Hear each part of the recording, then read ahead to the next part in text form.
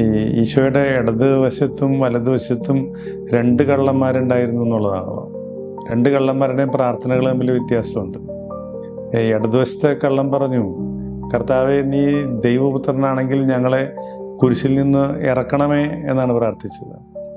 പക്ഷെ വലതുവശത്തെ കള്ളൻ പറഞ്ഞത് എന്താണ്? കർത്താവെ, നീ സ്വർഗത്തിലായിരിക്കുമ്പോൾ എന്നെ കൂടി ഓർക്കണമേ എന്നാണ്.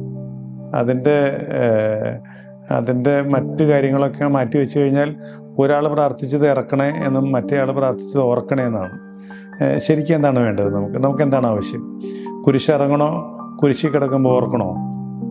ഇറക്കണമെന്ന് തന്നെയാണ് എല്ലാവരുടെയും പ്രാർത്ഥന. പക്ഷെ അതൊരു തെറ്റായ പ്രാർത്ഥനയാണ്. വലതുവശത്തെ കള്ളം പ്രാർത്ഥിച്ചത് ഓർക്കണമെന്നാണ്. നീ കുരിശ് ചുമക്കുമ്പോൾ ഓർത്താൽ മതി, കർത്താവെ, എൻ്റെ ജീവിതത്തിലെ കുരിശുകൾ ഞാൻ വഹിക്കുമ്പോൾ അത് ആ ഭാരം താങ്ങാനായിട്ട് എൻ്റെ ചുമലുകൾക്ക് ബലം തരണമേ.